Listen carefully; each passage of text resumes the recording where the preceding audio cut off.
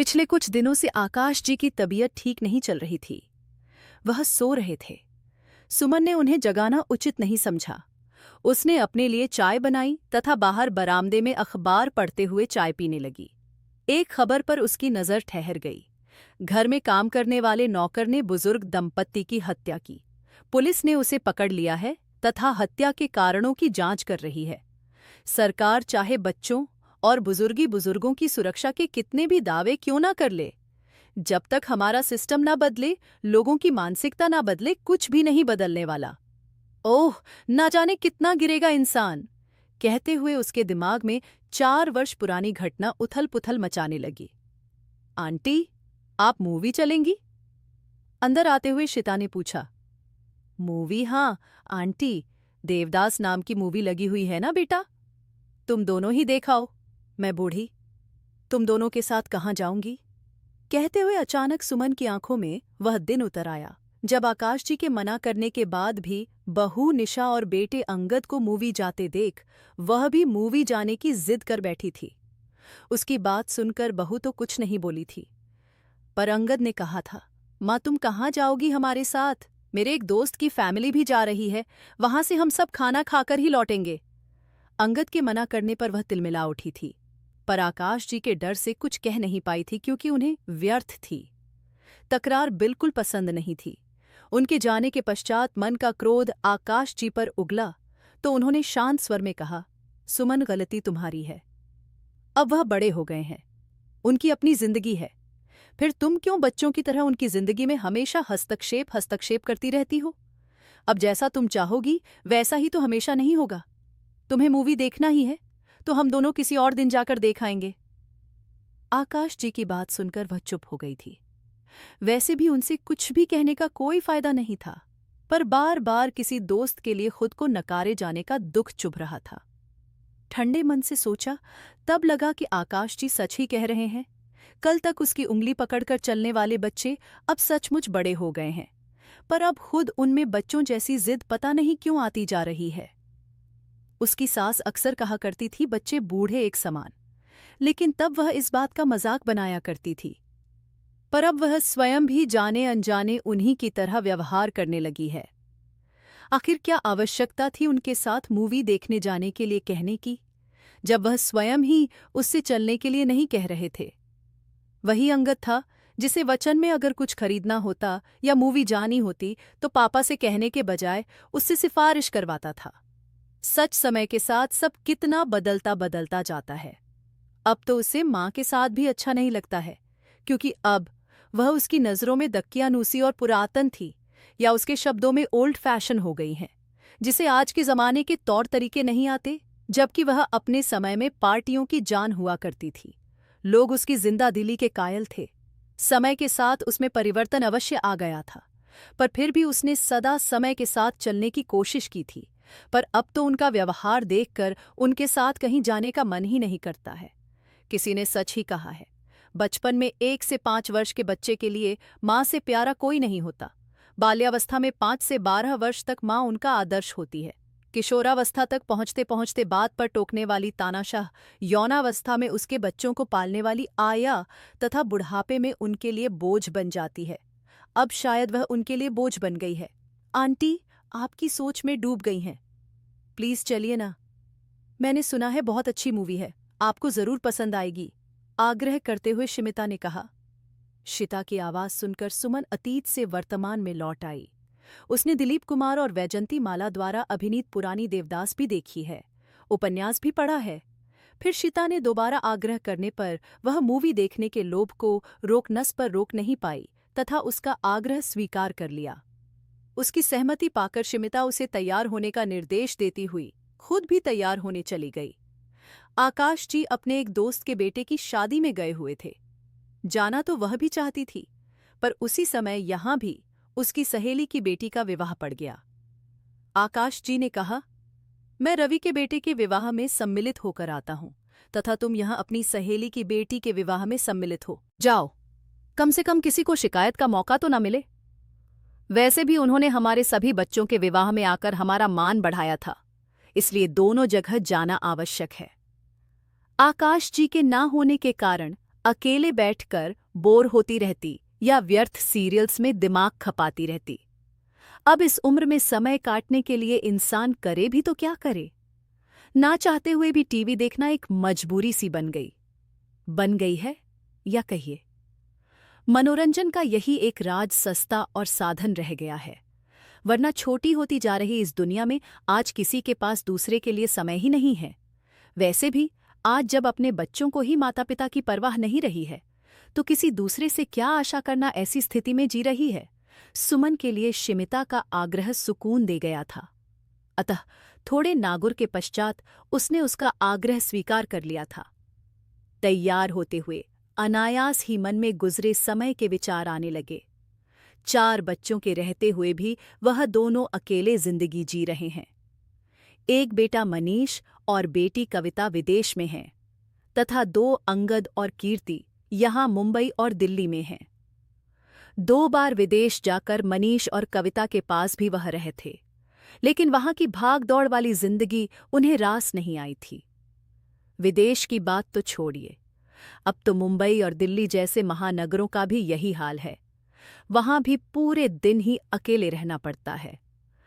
आजकल तो जब तक पति दोनों ना कमाएं तब तक किसी का घर ही नहीं चलता है, भले ही बच्चों को आया के भरोसा क्यों ना छोड़ना पड़े।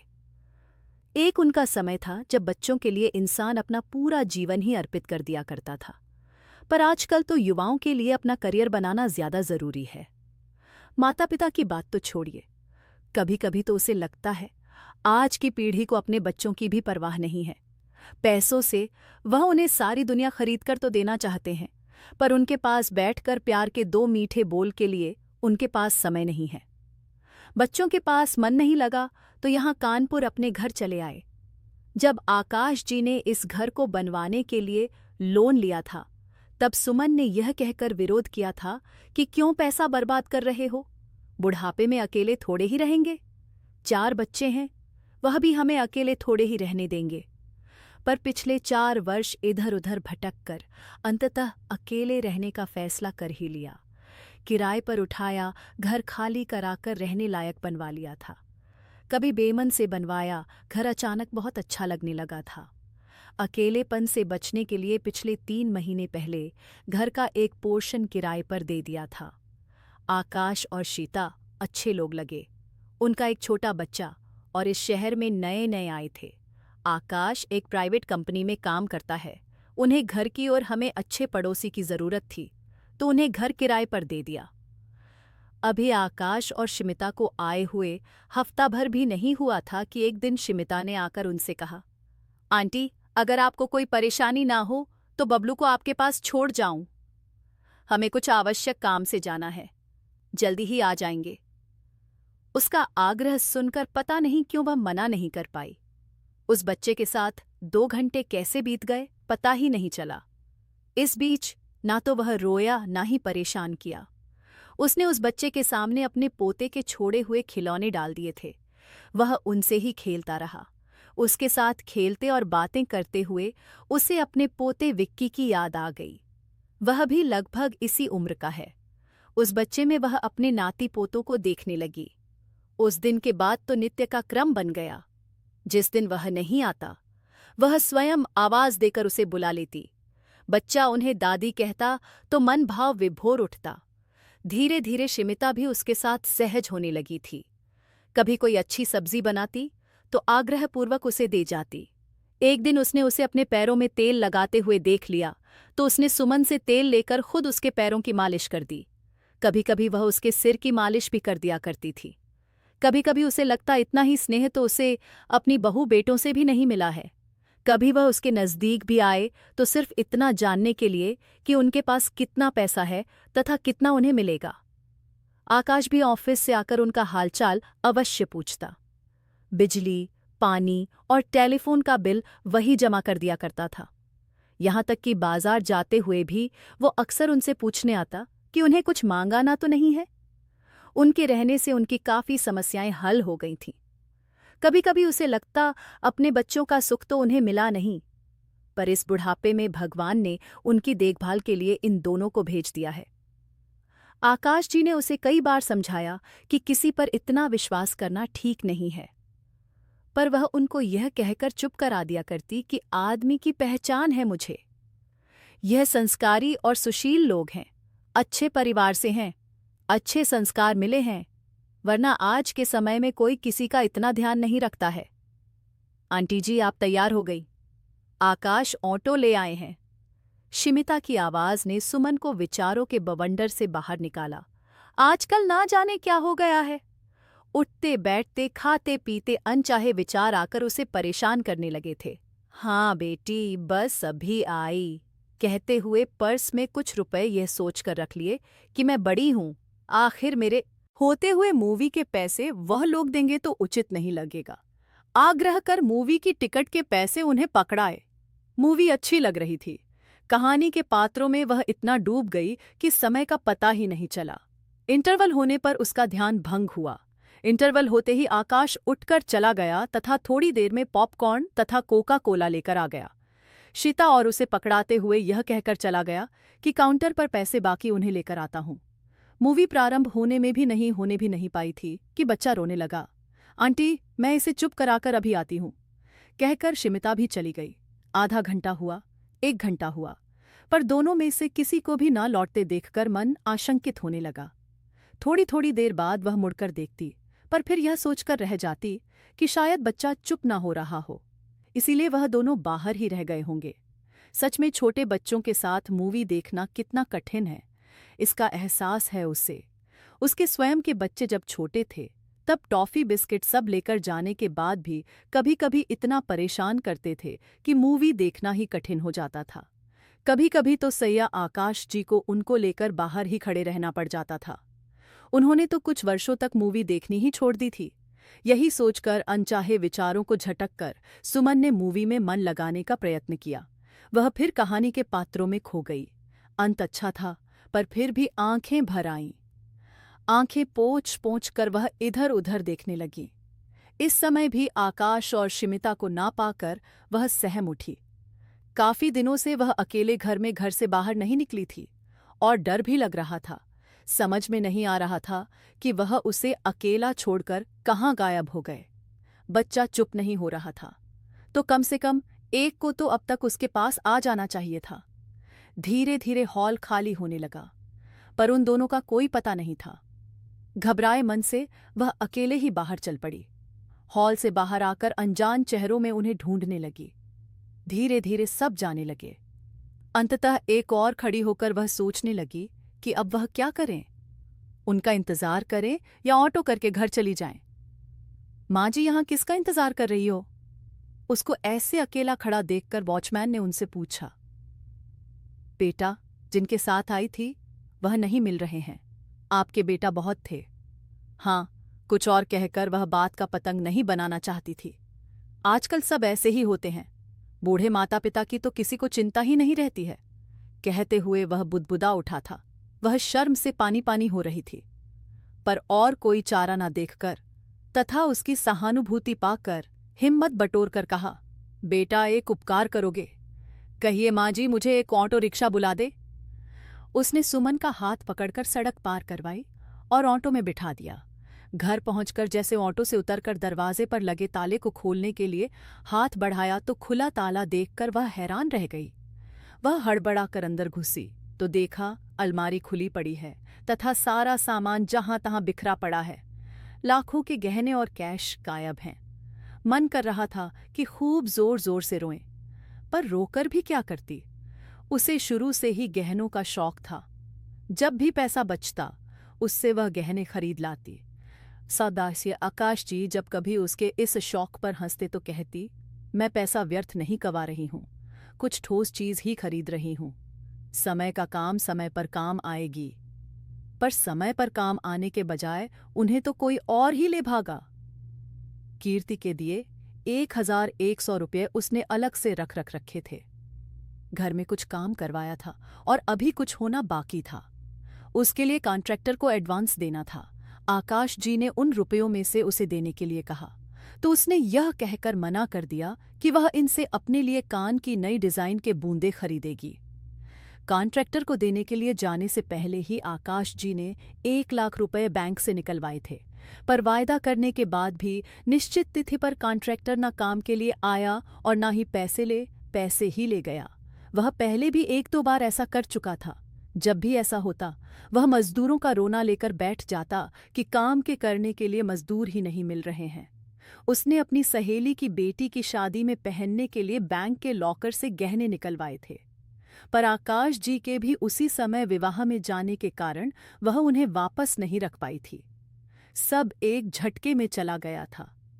जहां पे सा कुछ देर पहले वह आकाश और शीता के बारे में सोच कर परेशान थी, वहीं अब इस नई आई मुसीबत के कारण समझ नहीं पा रही थी कि क्या करें। फिर यह सोचकर कि शायद बच्चे के कारण आकाश और शिता अधूरी मूवी छोड़कर घर न आ गए हों, उन्हें आवाज लगाई। कोई आवाज न पाकर वह उनके पोर्शन की ओर गई। वहां उनका कोई सामान न पाकर घबरा गई। खाली घर पड़ा था, बस उनका दिया पलंग और एक टेबल, 2 कुर्सी पड़ी थी। किचन का तो वैसे भी उनके पास ज्यादा सामान नहीं था। कपड़ों के अतिरिक्त बर्तन के नाम पर उनके पास एक कुकर, कढ़ाई तथा 2-4 प्लेटें, कुछ कटोरी और ग्लास ही थे। राशन का सामान भी पॉलिथीन में रखा देख एक बार उसने पूछा तो शीता ने झिझकते हुए कहा था, आंटी, इनकी नई जॉब है, ज्यादा कुछ खरीद नहीं पाए हैं, इन्हीं बर्तनों से काम चला लेती हूं। कोई बात नहीं बेटा, धीरे धीरे सब आ जाएगा। कहते हुए उसने उनका मनोबल बढ़ाया था। तो क्या यह सब उन्होंने किया था? अविश्वास सुमन ने स्वयं से ही पूछा।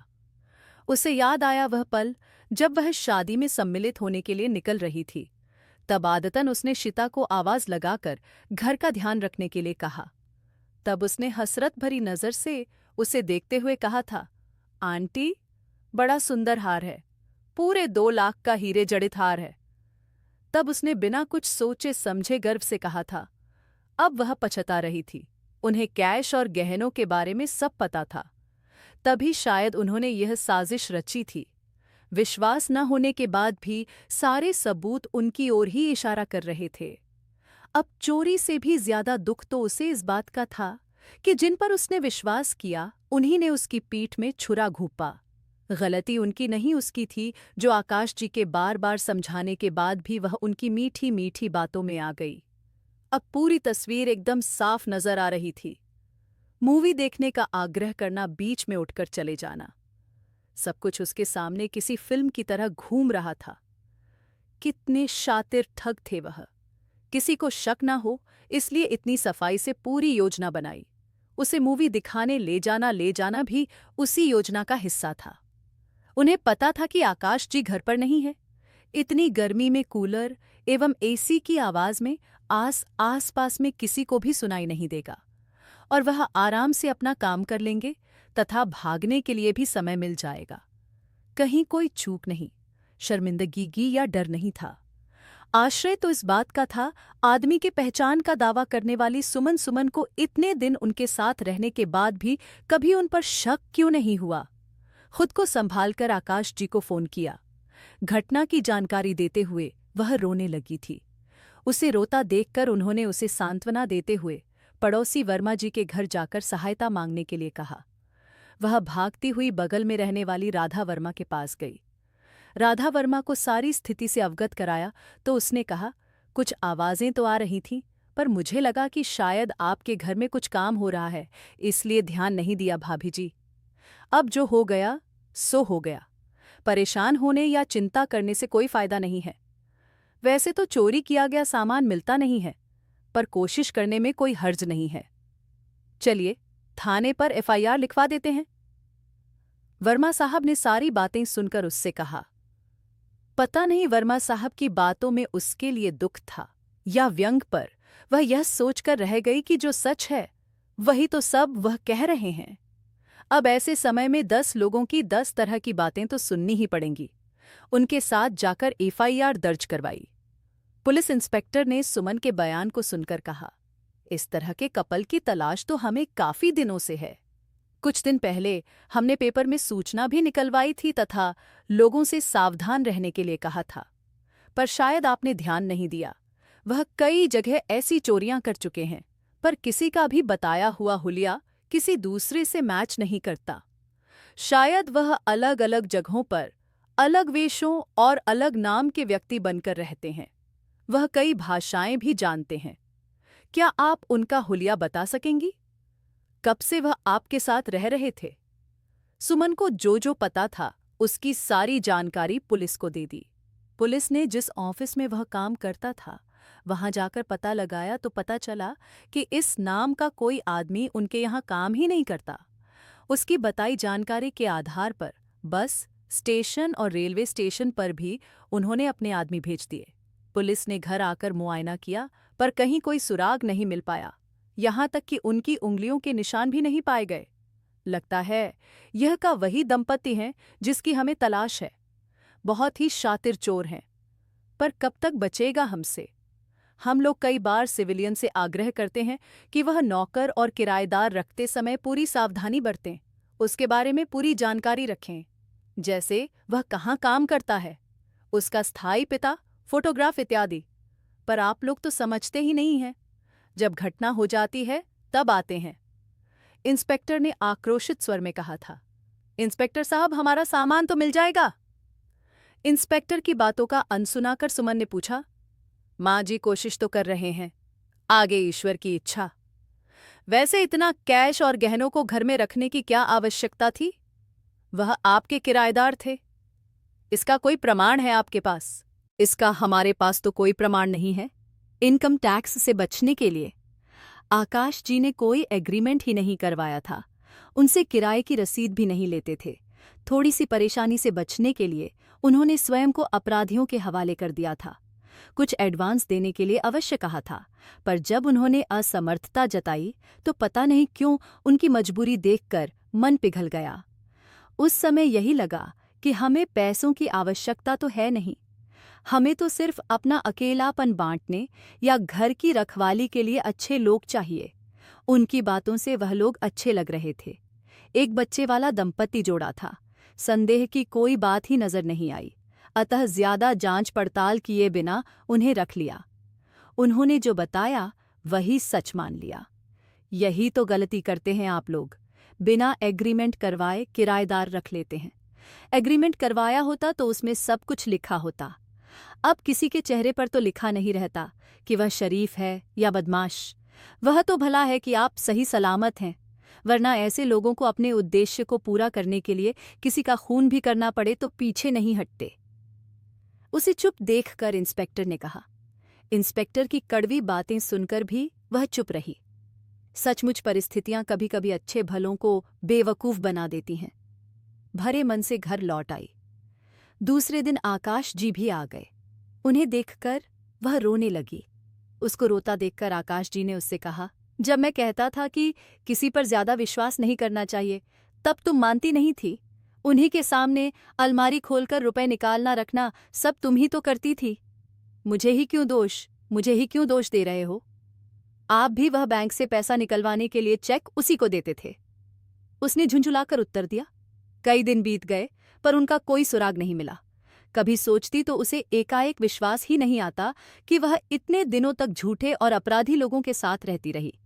वह ठग थे। तभी तो पिछले 2 महीने का किराया यह कहकर नहीं दिया था कि ऑफिस में कुछ प्रॉब्लम चल रही है, अतः वेतन नहीं मिल रहा है। उसने भी यह सोचकर कुछ नहीं कहा कि लोग अच्छे हैं, पैसा कहाँ जाएगा, मिल ही जाएगा। वास्तव में उनका स्वभाव देखकर कभी लगा ही नहीं कि इनकी नीयत ठीक नहीं है। पर ना जाने क्यों सब कुछ जानते बचते हुए भी सुमन अब भी विश्वास नहीं कर पा रही थी कि दुनिया में उन जैसे दोहरे स्वभाव वाले शालीनता का मुखौटा पहने लोग भी होते हैं। कितना शालीन और सौम्य व्यवहार था उनका। जितना सेवाभाव शमिता में था उतना ही आकाश में भी था। जब कभी वह अपने बेटे बहू से उनकी तुलना करती तो मन अजीब सा हो जाता था। समझ में नहीं आता था कि उनकी परवरिश में कहाँ कमी रह गई कि जो उनके बच्चों ने उन्हें एकदम भुला दिया है। वहीं इन अजनबी लोगों ने उन्हें वह प्यार और सम्मान दिया जो वह अपने बच्चों से पाना चाहती थीं। क्या कोई किसी की इतनी सेवा या ख्याल रखने का नाटक भी कर सकता है? वह तो यह सोचकर खुश होती रही थी कि अभी भी ऐसे लोग इस धरती पर मौजूद हैं जो अपने माता पिता की तरह ही दूसरों का ख्याल रख सकते हैं। पर इतने सौम्य चेहरों पर का इतना घिनौना रूप भी हो सकता है। कभी मन मस्तिष्क में भी नहीं आया। मुंह में राम और बगल में छुरी वाला मुहावरा शायद ऐसे लोगों को देखकर ही किसी ने कहा होगा। आश्चर्य तो इस बात का था, इतने दिन साथ रहने के बाद भी उसे कभी उन पर शक नहीं हुआ। उसने अखबारों टीवी में उनकी तरह अलग अलग रह रहे वृद्धों के लूटे और मारे जाने की घटनाएं पढ़ी और सुनी थीं, पर उसके साथ भी कभी कुछ ऐसा ही घटित होगा उसने सोचा ही न था। आज जब स्वयं पर पड़ी तो समझ में आया कि उनके पैर, उनके जैसे लोग असुरक्षा की भावना से पीड़ित दूसरों में अपनों को ढूंढते वृद्धों को आसानी से बेवकूफ़ बना लेना ऐसे लोगों के लिए कितना आसान है। अपनी आकांक्षाओं की पूर्ति के लिए इस हद तक गिर चुके लोगों के लिए यह मात्र एक खेल ही हो, पर किसी की भावनाओं को कुचलते तोड़ते मरोड़ते उनकी संवेदनशीलता और भोलेपन का फायदा उठाकर उन्हें जरा भी लज्जा नहीं आती। आखिर सुमन और आकाश जी जैसे व्रत जाएं तो जाएं कहाँ? क्या किसी को अपना समझना या उसकी सहायता करना अनुचित है? किसी की भावनाओं के साथ खिलवाड़ करते इन जैसे लोग यह क्यों नहीं सोच पाते कि एक दिन बुढ़ापा उनको भी आएगा? वैसे भी उनका यह खेल आखिर चलेगा भी तो कब तक चलेगा? क्या झूठ और मक्कारी पर खड़ी की गई दौलत पर सुकून से जी पाएंगे? क्या संस्कार दे पाएंगे अपने बच्चों को? घंटे की आवाज के साथ सुमन उठ गई। घर की साफ सफाई करने वाली आ गई थी। दरवाज़ा खोलकर वह आकाश जी के कमरे में गई। वह सो रहे थे। फिर किचन यह सोचकर वह चाय बनाने लगी कि अब उन्हें उठा ही देना चाहिए, किंतु फिर भी मन में चलता बवंडर उसे चैन नहीं लेने दे रहा था। बार बार एक ही प्रश्न उसके दिमाग में घूम रहा था। इंसान आखिर भरोसा करे भी तो किस पर करें? जिसको अपना माना, अपना समझा, वही पीठ में छुरा भोग दे। विश्वासघात कर दे तो इंसान करे भी तो क्या करे? तो दोस्तों, इस कहानी को लेकर आपकी क्या राय है? कमेंट बॉक्स में ज़रूर बताएं। और अगर आपको हमारी आज की कहानी अच्छी लगी हो तो प्लीज़ इसे लाइक ज़रूर करें। अगर आपने अभी तक हमारे चैनल को सब्सक्राइब नहीं किया तो ज़रूर कर लीजिए। तो मिलते हैं ऐसी एक और मोटिवेशनल कहानी के साथ। Thanks for watching.